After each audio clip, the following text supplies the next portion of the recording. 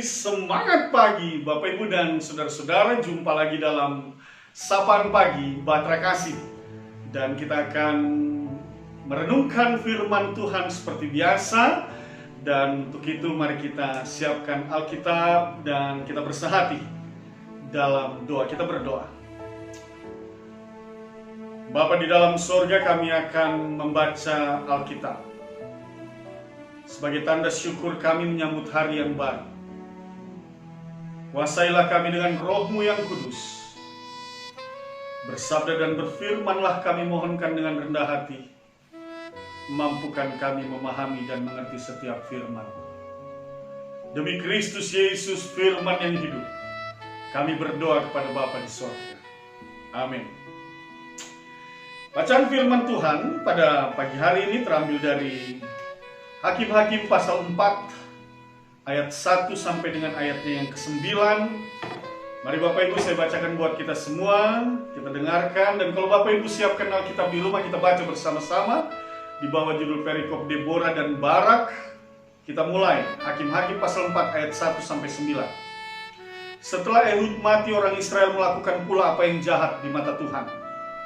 Lalu Tuhan menyerahkan mereka ke dalam tangan Yabin, raja Kanaan yang memerintah di Hazor.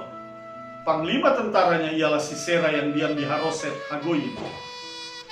Lalu orang Israel berseru kepada Tuhan, sebab Sisera mempunyai 900 kereta besi dan 20 tahun lamanya ia menindas orang Israel dengan keras.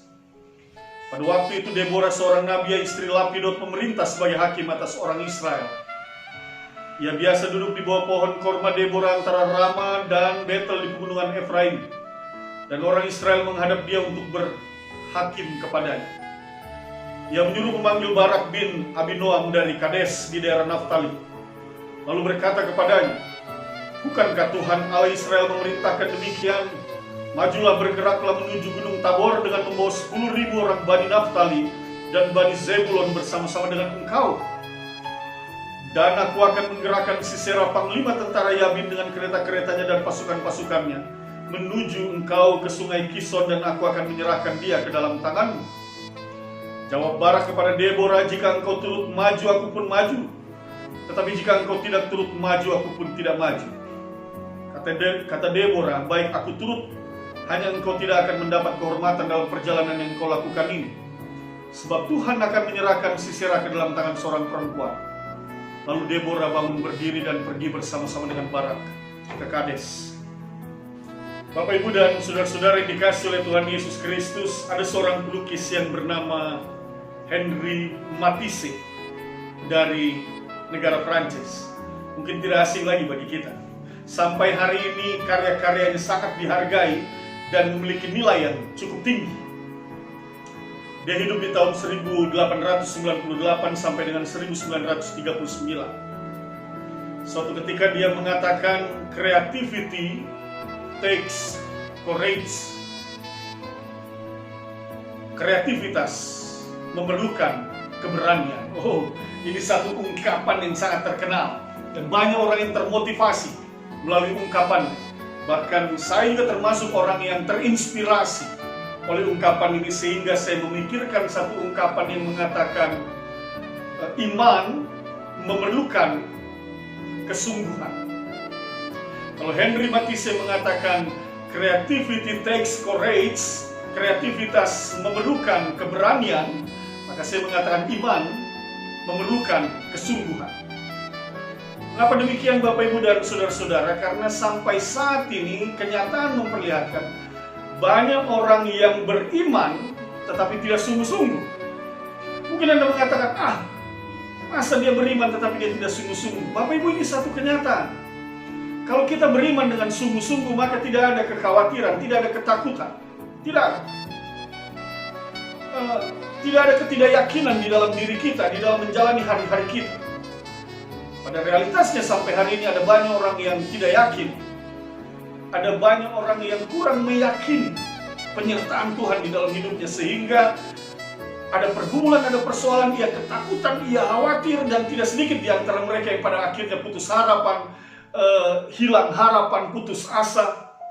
Tidak sedikit di antara mereka yang mengalami hal itu. Oleh sebab itu bagian ini penting untuk kita renungkan.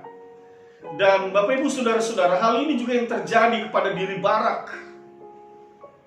Barak kehilangan keyakinan. Itu sebabnya Deborah mengingatkan kepada dia, bukankah Allah telah menyerahkan Sisera dan pasukannya ke dalam tanganmu? Tetapi Barak katakan, kalau engkau tidak turut maju, aku tidak akan maju. Kalau engkau maju, maka aku juga akan maju. Ini ungkapan dari seorang Barak yang tidak meyakini akan penyertaan dan pemeliharaan Tuhan dalam hidupnya. Sehingga bukan Tuhan yang ia lihat, tetapi Deborah sebagai manusia yang ia lihat. Padahal sekali lagi Deborah sudah mengingatkan, bukankah Allah akan menyerahkannya kepadamu? Majulah, berperanglah. Tetapi Barak tidak meyakini itu. Bapak, Ibu, dan saudara-saudara, berapa banyak di antara kita yang hari ini meyakini apa yang Allah katakan melalui putranya Tuhan kita Yesus Kristus ketika ia katakan, aku akan menyertai engkau sampai kesudahan zaman. Berapa banyak di antara kita sampai hari ini meyakini perkataan itu, sehingga apapun yang kita hadapi di hadapan kita, kita tidak pernah takut, kita tidak pernah khawatir. Padahal Tuhan Yesus juga mengatakan, janganlah engkau khawatir akan hari esok. Tetapi berhari-hari, berbulan-bulan, bertahun-tahun, ketakutan dan kekhawatiran itu ada terus di dalam diri kita. Kita dihantui dengan berbagai ketakutan dan kekhawatiran. Oleh sebab itu Bapak, Ibu, dan saudara-saudara, hal ini penting untuk kita renungkan bersama sebagai orang percaya.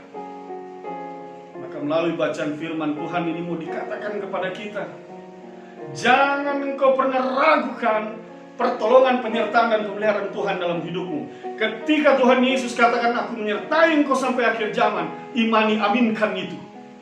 Karena penyertaannya itu akan senantiasa berlaku dalam hidupmu dan nyata di setiap langkah hidupmu. Oleh sebab itu Bapak, Ibu, dan saudara-saudara yang dikasihi oleh Tuhan Yesus Kristus, opa, oma, apapun itu yang kita diperhadapkan dengan kita, yakini ini, imani dengan sungguh, yakini dengan sungguh atas penyertaan Tuhan itu. Memang tidak mudah. Kebutuhan-kebutuhan yang kita butuhkan dalam kehidupan ekonomi rumah tangga kita tidak mudah.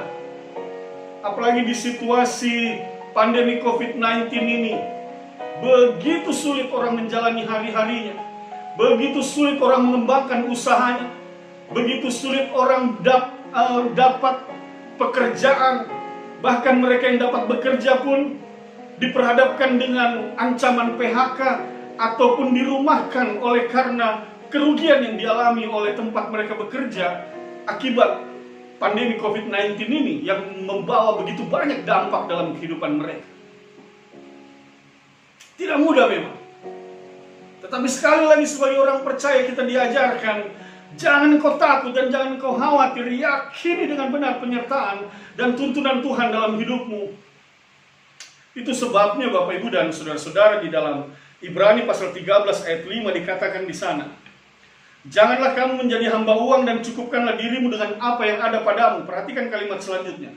Karena Allah telah berfirman, aku sekali-kali tidak akan membiarkan engkau dan aku sekali-kali tidak akan meninggalkan engkau. Oh, ini luar biasa.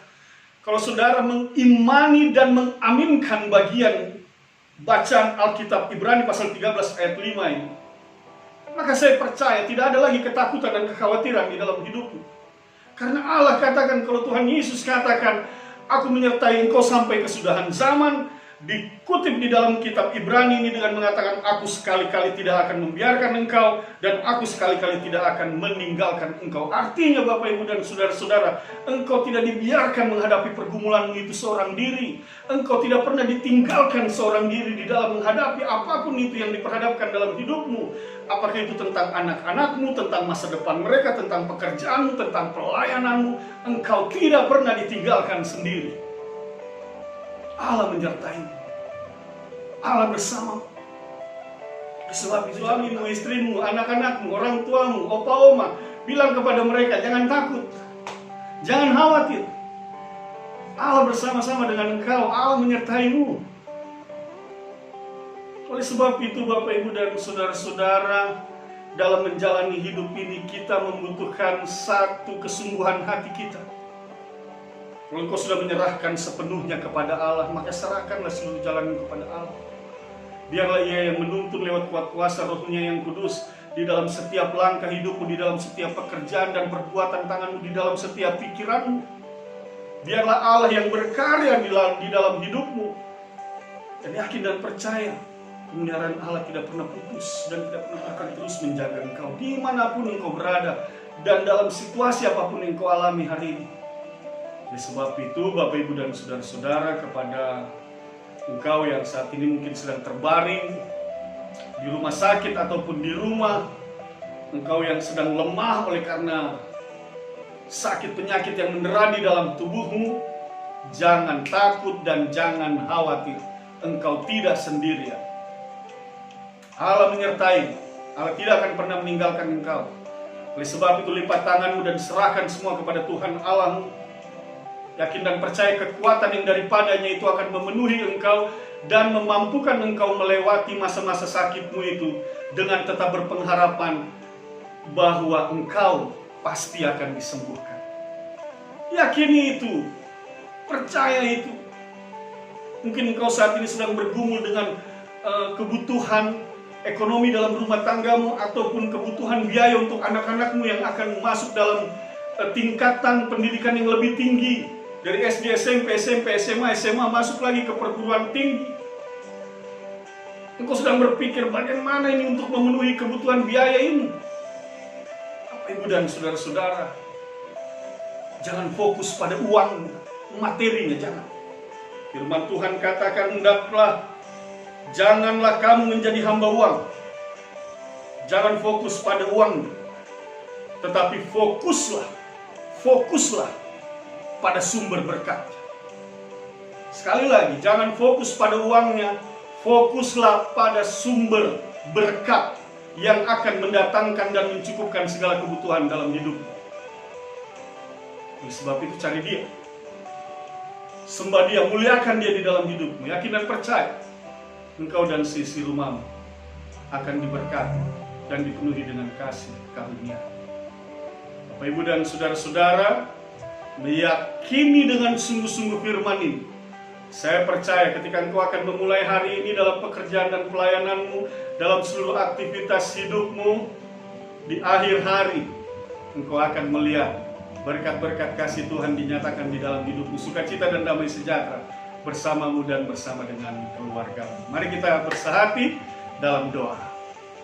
Bapa di dalam sorga, kami mengucap syukur atas firman.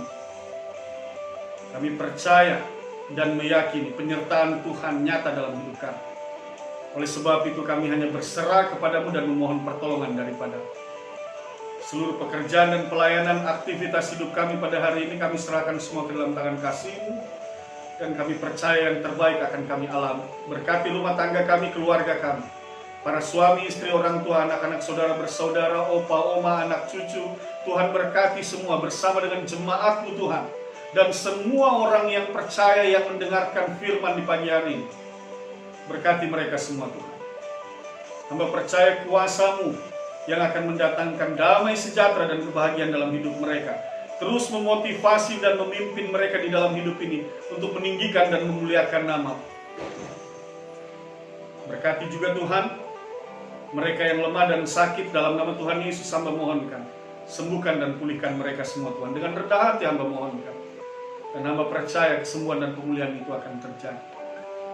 Hamba berdoa sambil hamba mohon, ampunkan dosa dan kesalahan kami. Dalam nama Tuhan Yesus kami berdoa. Amin. Selamat pagi, Tuhan berkati kita semua.